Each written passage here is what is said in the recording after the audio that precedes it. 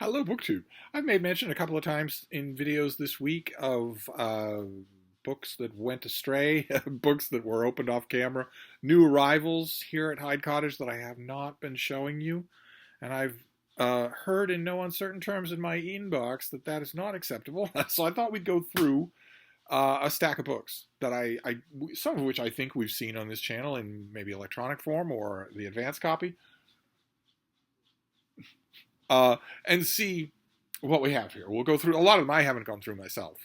Unfortunately, I have been occasionally opening mail packages off camera. That is totally unacceptable. So I will try to make amends. So let's see. This first one is really small. So I'm thinking this is a really small publisher. Yeah, Boa Editions Limited in Rochester, New York. But that's okay by me, as long as it's good. I don't care. Certainly the cover is right along with the trend that we have seen in mail so far in 2023, which is that American book covers seem to have recovered from the long trough of being ugly. It's really great. This is really well designed. This is The Visibility of Things Long Submerged. Stories by George Loney, or I don't know if this is the same case as the Shakespeare scholar. The Shakespeare scholar who originally proposed the idea that the Earl of Oxford wrote the plays of William Shakespeare was J. Thomas Loney, but we've been told reliably that his family pronounced it Loney. I don't know if that's the case here. It would be that way in the case of J. Thomas Loney. It would be that way to avoid crusty academic Shakespeare scholars simply making a joke out of a name. So I don't know if I'm pronouncing that right. I don't really care either way. That is a terrific cover. And I can't help but think that the title plays on the New Testament definition of faith. Well, let's see here. Dripping with Southern Gothic flavors, this book gazes at the holy and the obscene while plumbing gritty secrets of the human heart. With swamps, alligators, revival tents, faith healers, sex, death, guilt, sin, and snakes, Loney leads us through the dark landscape brimming with the miraculous and the peculiar alike. A man from a fire shows up on someone's doorstep covered in ash and barely alive.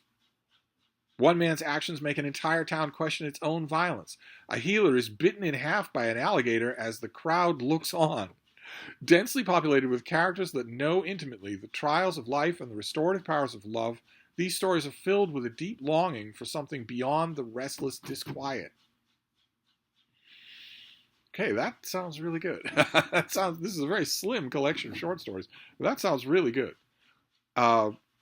Is this your first book, George Loney? Author of 3 previous award-winning fiction collections, a novella, a novel, and a short story collection. Okay, so this is his, and 13 collections of poetry, which have won awards. So this is his second short story collection. He's also written a novella and a novel. Okay, great. And he is the editor of the international literary journal Lake Effect and serves as translation editor of Mid-American Review, which he was editor-in-chief of in the 1990s. Mid-American Review has never published me. I can't help but notice. Anyway, okay, so do we have a date? Do you have a date for your book? Your well-designed little book here? This is 150 pages. It's going to be $17. The ebook is $10, and it comes out in late May. The Visibility of Things Long Submerged. Florida Gothic. All right, so that is how we start off. Then we'll move to this thing. This is an August release. I'm really tempted to do it early, but I think I'll probably wait until I get the finished copy, and that'll just be my motivation to finish it. But I love the subject, which is drastically undercovered despite the fact that World War II literature extends from here to Timbuktu. This is called Valiant Women. It's by Lena Andrews, and the American books seem to have swapped their really bad design for endless subtitles, and the endless subtitle here is The Extraordinary American Servicewomen, who helped win World War II. And there they are. Look at those ladies. How wonderful. How absolutely wonderful. This comes out in August. Valiant Women is the story of the 350,000 American women who served in uniform during World War II. Ask somebody on the street, and I bet if you asked them for that number, they would say maybe 3,000. Not 350,000. These incredible women served in every service branch, in every combat theater, and in nearly 2/3 of the available military occupations at the time. They were pilots, code breakers, ordnance experts, gunnery instructors, metalsmiths, chemists, translators, parachute riggers, truck drivers, radar men, pigeon trainers, and much more. They were directly involved in some of the most important moments of the war, from the D-Day landings to the peace negotiations in Paris.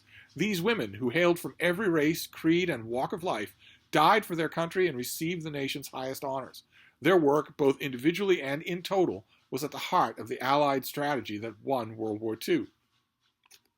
I read a terrific book about their counterparts in World War I, who had to struggle for a long time to get posthumous recognition for what they did. Yet, until now, their stories have been relegated to the dusty shelves of military archives or the passing mention in a local paper. Often the women themselves kept their stories private, even from their own families. Now, military analyst Lena Andrews corrects the record with the definitive and comprehensive historical account of American servicewomen during World War II, based on new archival research, first-hand interviews with surviving veterans, and a deep professional understanding of military history and strategy. Oh boy. Okay, so I'm entirely for this. It's just maybe it's just today. I had a spasm of panic today when I realized that April is almost over, that May is almost here, and I have a huge amount of April books that I have yet to read and deal with in any way. Maybe I'm just feeling extra, verklempt today about that subject. Probably tomorrow I will read this early. Right now I'm looking at it and saying, as great as it sounds, it's going to have to wait until August. Because April, I still have so many books in April to read. But anyway, let's move on here. We have another indie book here. Let's see here. This one, who are you here? Okay, well, there's your public relations firm, but who's your publisher? Maybe it's just completely self-published. Yes. Okay, I'm not sure I'm going to be able to pronounce the name of this thing. Let's see here. This is Tolmich Press. Tolmich Press. Okay, so this is probably self-published. This is by Anthony Mancini, and this is called Ashes. Simply called Ashes. And in this book, which comes out in June, it'll be a trade paperback, so this is what you'll be getting, and it's $16, is the story of Father Anton Weiss, an aging Jesuit priest who has retired and moved to Termina, Italy, in 1949. Hence the mountain in the background there. There he confronts the ghost of his past and the shades of his foreshortened future. Anthony Mancini is a former journalist for the New York Post, pre-Rupert Murdoch. The pub sheet actually makes a point of telling you that so that you know he's not tainted. The founder of the journalism writing program at Brooklyn College and the author of 7 previous novels. I don't think I've ever read this author before. Mancini, who has a Jesuit education, often writes about topics of faith and religion. So when headlines blared about priestly child abuse, it was only natural for Mancini to pose the question to his writing self: if God formed us in his image, why did he give some men a propensity for sex with young boys? The seed of this book was planted, he said. Boy, this is not a cowardly author. I think we can all agree this is a fairly brave author.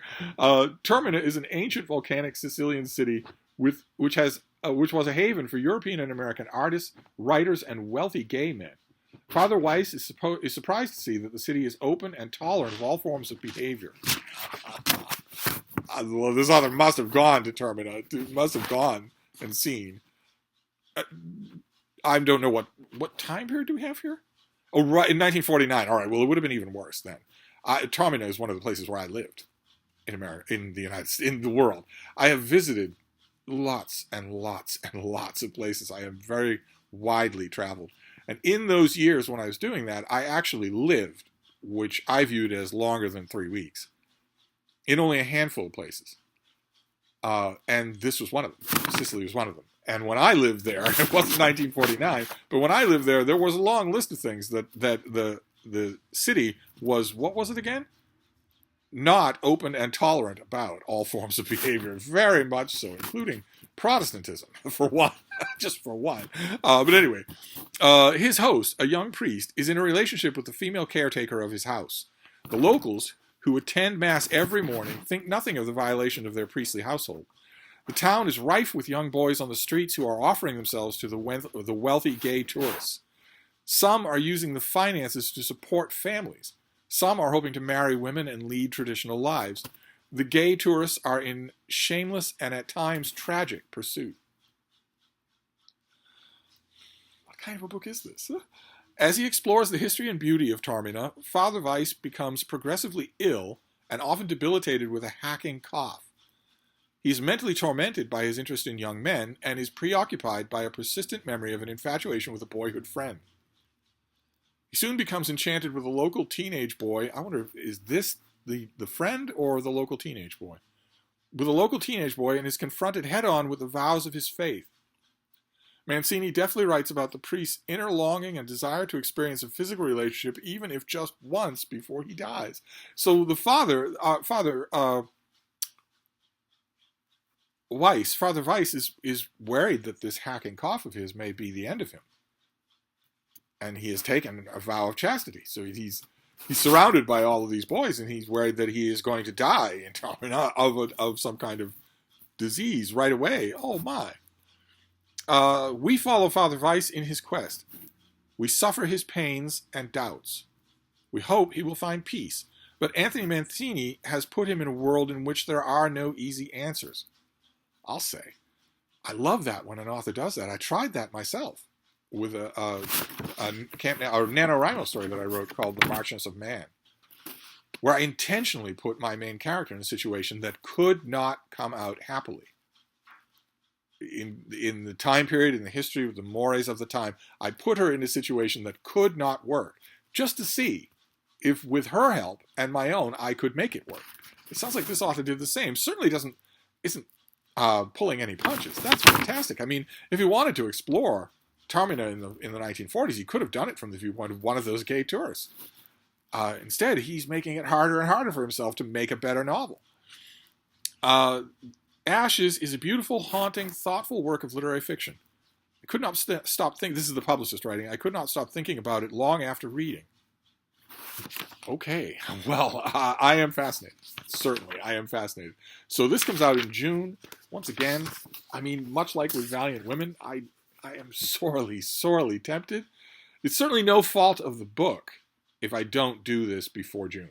It's certainly no fault of the book because it's just the day. That's all. It's just the timing.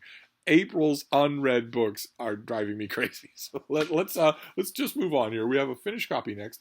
Oh, I don't have a sheet for this. Could this be an April book? Oh God, I hope not. I'm assuming this is in May. I'm assuming a lot of the finished books I have here are May. This is by Nick Haraway, who I've mentioned before on this channel. I absolutely love his work. I love Gnomon, even though I don't think I understood it. I don't have a copy anymore. It was a case where I intentionally said, I'm going to cast this to the winds. I'm going to let it go. And then down the line, I will encounter a hardcover of Gnomon again, and I will reread it. I'm not going to have it sitting on the shelf just staring at me the whole time. So I let it go into the wild. But his book, Tiger Man, oh my, you should read it. You absolutely should read it. Gnomon isn't for everybody. I'm not sure that it was for me, but Tiger Man was great. And this is his new book, Titanium Noir. And look at that for a cover. That's just awesome. And you are going to love the premise for this thing. Oh my God. I don't know exactly when this comes out. I don't have a sheet for it, but I think I'm going to read the whole of this thing this weekend. So let's see here. Cal Sounder is a detective working for the police on a certain very sensitive cases. So when he's called to investigate a homicide at a local apartment, he's surprised by the routineness of it all. But when he arrives on the scene, Cal soon learns that the victim, Roddy Tebbit, is an otherwise milquetoast techie, is well over 7 feet tall. And although he doesn't look a day over 30, he's 91 years old. Tebby is a titan, with a capital T. One of this dystopian near-future society's genetically altered elites. And this case is definitely Cal's thing. There is only a few thousand titans worldwide, thanks to Stefan Tonfamakaska's discovery of controversial T7 genetic therapy, which elevated his family to godlike status. T7 turns average humans into near immortal distortions of themselves with immense physical proportions to match their ostentatious, unreachable lifestyles. A dead Titan is a big news. A murdered Titan is unimaginable. But these modified magnates are Cal's specialty. In fact, his own ex-girlfriend, Athena, is a Titan. And not just any. She's Stefan's daughter, heir to the massive Tonfa Makaska Empire. As the murder investigation intensifies, Cal begins to unravel the complicated threads of what should have been a straightforward case, and it becomes clear he's on the trail of a crime whose roots run deep into the dark heart of the world. So there is a genetically modified elite in this near-future dystopia. Titans. And one of them is found murdered. And it's close to home for the detective. The father of his ex-girlfriend. So I love this author anyway. His credit in the Bank of Steve could not be any higher. I love him so much that I was willing to forgive what I think was a little bit of bull hockey in his editorial sandwich of his father, John le Carré's last book. I don't believe that John le Carré wrote that book. That's basically what I'm saying. I don't believe that he did. I think his son wrote it, and I think his son was doing a little bit of 3-Card Monty in the note that he added to the text of that book, saying, he worked on it all the time, and I just found it. I barely had to touch it. I could be wrong. I could be being overly cynical. I have never believed that version of the story whenever anyone tells it, and I didn't believe it in his case either. But it doesn't matter. His own books, I absolutely love. Shall we see? I've noticed that as time goes on, his author photos get more and more pretentious. Shall we take a look? Oh, that's his author photo. Okay, well, keep in mind, he still puts his pants on one leg at a time. I'm the only one who doesn't, and that's just because I don't wear them. All right, so let's move on. We have another finished copy here. This is by William Nestor, and this is Land of War, a history of European warfare from Achilles to Putin. Pretty ambitious. Do I have a slip for you at all? Oh, I do. Good, great. So this comes out from Globe Peapod in May. Great. So this is not an April release. This is a May release. Although my May shelf is getting pretty big too. So this is a May release. It's going to be $40 in hardcover. War in Europe began with the first human migrants. Rival bands fought for thousands of years before the Greeks and Romans began writing about their military history, first as legend, for instance, the hero Achilles battling the Trojans, and then as fact. Rival bands fought in Europe not for thousands of years before the Greeks and Romans, but for millions of years before the Greeks and Romans. Okay, I'm not sure about the time frame there. Two-legged great apes, hominins of any kind, have been fighting each other the whole time that they have existed. There's no such thing as peaceful coexistence. But I guess maybe civilizations is what's being referred to here. War developed from sticks and stones to bronze, iron, and steel, including armor and edged weapons. Then came gunpowder, guns, cannons, and eventually replaced edged weapons. Finally, in the 19th and 20th century, technology exploded. Railroads, steamships, telegraphs, machine guns, automobiles, airplanes, and tanks enabled European states to muster, equip, arm, transport, and command more men than ever before, with more firepower than ever before. In the past 75 years, atomic weapons changed the military landscape of Europe, as have the internet and cyber warfare. I would argue that the internet and cyber warfare have changed the landscape of Europe, the military landscape of Europe, a lot more than nuclear weapons have. Unless the author maybe means the threat of nuclear weapons. I don't really know. In this colorful new telling of European warfare, which you can see right away, this is 520 pages. It's already way too small. For the subject that's being described here, it's way too small. And indeed, European history through the continent's all too numerous wars and conflicts, the author describes millennia of armed conflict. He covers the greatest hits of military history, both ancient and current. Thermopylae, the Peloponnesian War, the wars of the Roman Empire across the continent, the Battle of Hastings, the Crusades, Agincourt, Waterloo, Napoleon and Wellington, the Somme, Spanish Civil War, Stalingrad, Normandy, Churchill, Hitler, Stalin, Bosnia, up through Putin's attempts to redraw the map of Europe. How can you do that in this? How can you possibly do that in this? Nestor highlights how warfare has been deeply entwined with European statesmanship and undergirds modern institutions such as NATO and the European Union. Okay. Well, the author is a professor at St. John's University in Queens, New York, and this can't be anything other than his meditation. A themed meditation on the idea of war in Europe. There's nothing wrong with that at all. But this cannot possibly be what the subtitle describes. This cannot possibly be a history of those things. There's no way. There's no way at all. This is not enough space, page-wise, to cover the Battle of Hastings alone. But we will see. This is a May release, so it's that's neat. Instead of putting Falderall in the back, they put just those two, the Bayeux Tapestry and men going over the top in World War I. That's pretty good. That's pretty good. All right, let's move on. Let's keep going. Let's move to this next one. Do I have a sheet for you? No? Oh, no, I don't. All right, well, I don't know when this is. I'm hoping that it's a May release. If any of these are April, one of them I think is an April release. That's horrifying anyway. But let's look at this one. This is by Loney Mooney. See, the author name has weird type font. Lane, Laine, Nooney, Noone. Assistant professor of media and information at New York University. And this is called The Apple II Age, How the Computer Became Personal. If you recognize something like that picture on the front there, if you don't, there's artwork in here that will definitely ring a bell for some of you of a certain age. Look at that. We have another one, another blast. Oh no! Oh, you're kidding me!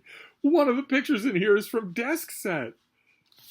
Look at that. That picture on the top is from Desk Set. There's Katharine Hepburn and Spencer Tracy, and behind them is Emirac, the computer that has been installed in the reference department here that is bidding fair to bid the ladies out of their jobs. And Spencer Tracy is the efficiency expert who is overseeing Emirac. This was viewed as the ultimate in computer sophistication. Desk Set is a wonderful movie. Oh, that's fantastic. All right, well, let's... well, here you go.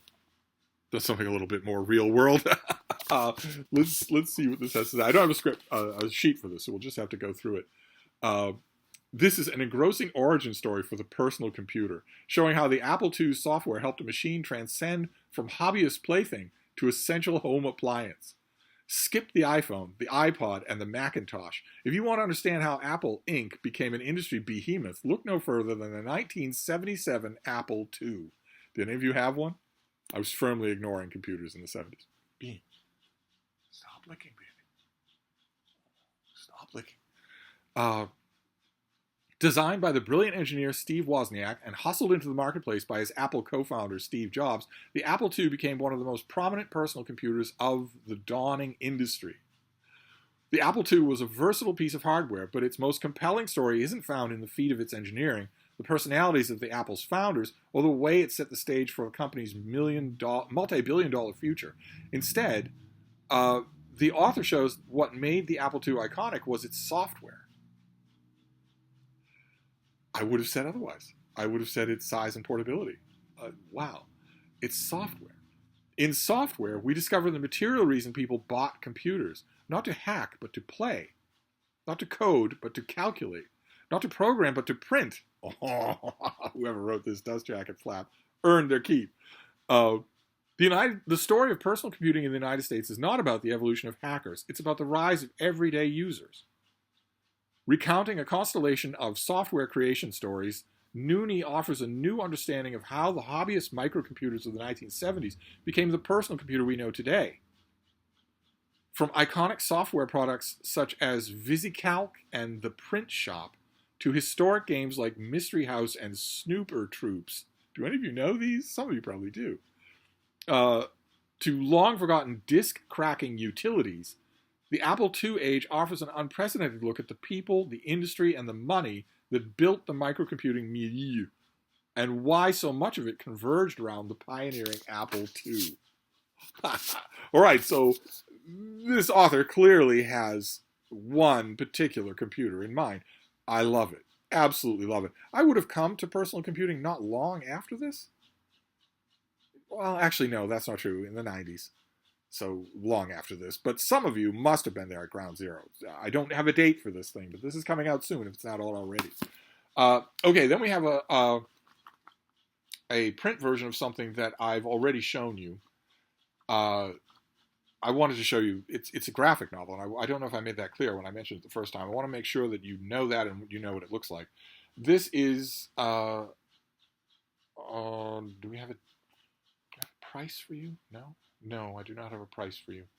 I don't have a sheet for this. I don't have a price for it, but it's out soon if it's not out already.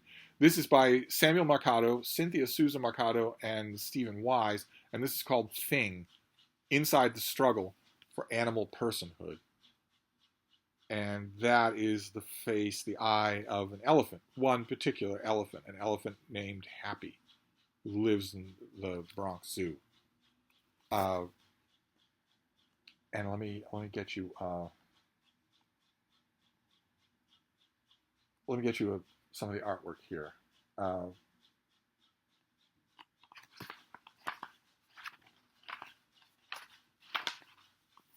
There we go. See, this is a graphic novel about an elephant who has spent her entire life at the Bronx Zoo after having been taken from her herd and put in the Bronx Zoo. Kids ride her. She is loved and cared for. She is a major tourist attraction for the Bronx Zoo. But in a look at the artists and the authors look at animal domestication. They look at animal use throughout the ages. See, they've got the artwork mimics the art style of the period, and then periodically shifts to later eras, the present day, historical stuff like this, fights for animal rights in a century ago are done in black and white. It's all really, really well done. And the later chapters keep coming back to a family brushing their teeth. And that's very pointed, because the authors want you to ask, why are they people if other animals are not? And the reason why the brushing of the teeth becomes such a talismanic touch point is because it's the self-recognition test. When that father and daughter are brushing their teeth in the bathroom mirror, the reason why they're doing it together and the reason why they're doing it there as opposed to in the backyard is because they know that is themselves being reflected in the glass. They have what the book refers to, what research refers to as an autobiographical sense of self. They recognize that they are a person because they can see themselves in the mirror. And that has become a kind of touchstone test for other animals, for other kinds of animals. If you confront them with a mirror, what do they do? Do they seem to understand that it is a mirror?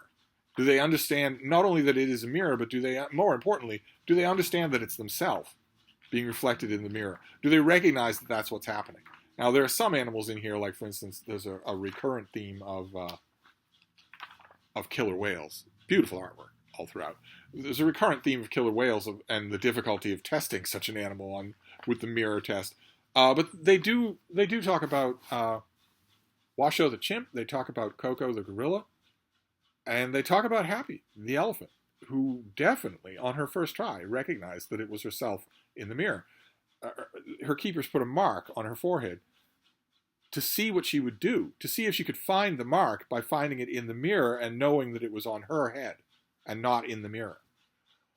And the writers use that as one example, one test among many of autonomy, of personhood, in order to ask the question of whether or not it's morally and ethically acceptable to keep animals on display who exhibit that sort of thing. This is wonderfully done.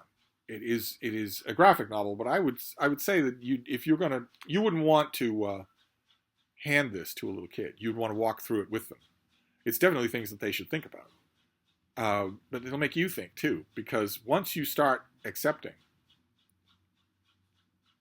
other measures of autonomy, of personhood, once you start accepting measures of autonomy and personhood that don't have to do with simple species, I encounter speciesism, if you want to call it that, way too often. in 2023, even from relatively thoughtful people. When I push them even a little on the subject, they immediately say, well, it's not human. So I don't care what tests it can pass or not test. I don't care whether or not it suffers. I don't care whether or not it wants some different life than the one that it has, and we can easily tell that. I don't care about any of that, not for any of those reasons, but because it's not human. It's not my species, so I don't care. I encounter way too many people who think that way. If you think that way, I'd appreciate it if you would keep it to yourself in the comments field. It's not defensible, and I think on some level you must know that. But if you don't cling to simple speciesism, then you also can't cling to old-style cognition tests like were given to chimpanzees and dogs and dolphins and ravens forever and ever and ever. I used to read some of the precepts of some of the studies that came out in like Scientific American or Natural History back when it did that sort of heavyweight stuff. And I always used to say the same thing. Well, why would I care about the results of this? You're not testing to see if this animal is reflexive or has an interior life or can suffer or have joy or be weird or extemporaneous or any measures of personality. All you're doing is testing to see how well it can think like a human. That's circular reasoning right there. It's completely self-defeating if you want to find out about an alien life form. And once you abandon that, once you abandon that kind of thinking, you're left with a whole bunch of inescapable conclusions. And this book is wonderful about that. Absolutely wonderful. Doesn't go far enough, in my opinion. It doesn't go far enough. I don't think there's any doubt at all that Happy has legal rights. We extend legal rights all the time. As humans, in our own law system, we extend legal rights all the time to beings that can't sit up and say, I demand my legal rights. Little children, babies, have legal rights. Mentally non-responsive patients in hospitals have legal rights. They can't advocate for them. They can't thank you for them. Anyway, I don't remember the date on this thing. I think this is a May release, but it is incredible. It is incredibly good. Just a great marriage of artwork and all kinds of different styles and really unrelenting narrative. I really do recommend it. It's not comfortable reading, but I was thoroughly impressed by it. I think when I brought it up before, I just showed you the cover. I don't think I showed any artwork. I wasn't sure, when I was thinking back on that video, I wasn't sure that I even gave you the impression that this was a graphic novel, but it is. It's the story of the gradual expansion and fight for animal rights and animal personhood told in graphic novel form. Thoroughly impressive. And then we'll finish up here with a giant behemoth of a thing that I got. I've shown it to you before, but I don't think I showed you the finished copy. I think I just got the finished copy. I don't think I have a sheet for you, do I? No. But the finished copy is so impressive that I wanted to show it to you anyway. This is the new book by Simon Sebag Montefiore. This is his book, The World, which is a family history of humanity. And I wasn't sure when I was talking about this. I think I talked about this in fairly good depth in an earlier video. I wasn't sure that I mentioned how huge it is. So this is it's 1,300 pages long. And it's really beautifully done. Really beautifully turned out. There are the end papers that show what the author is talking about, which is family migrations. That's what he's talking about in this book. That's what it means. He's not doing a Siddhartha Mukherjee and following one family. He's following.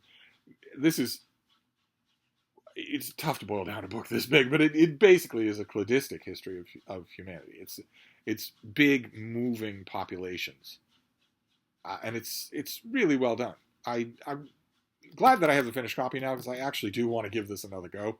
My original impression of it was that it was a little bit overstuffed, and I hate having that impression. You all know from watching this channel, I love gigantic books, and I like it when a gigantic book totally makes me forget its length, or the opposite, where I'm reading it and I'm getting to the end, I'm getting to page 1300 and I'm wanting there to be more. I'll have to give this another try. And I don't have a date for it. I think it's a May release, but my work bookcase is currently in massive disarray because it's the end of the month, and I don't readily see the advanced copy. But anyway, there you go. Just a random selection of recent and forthcoming books. We have The World by Simon Sebag Montefiore. We have Thing, about an elephant who's very much a person and not a thing. That's the whole point. That's the jagged edge of the title. We have the Apple II age, when computing became personal. The Apple II, this author is saying the Apple II was pivotal in the process that has led us all to have laptop computers, phones, that we can do high-level computing on. Land of War, warfare in Europe for 6,000 years. We have Titanium Noir, a near-future dystopian by the author of Tiger Man.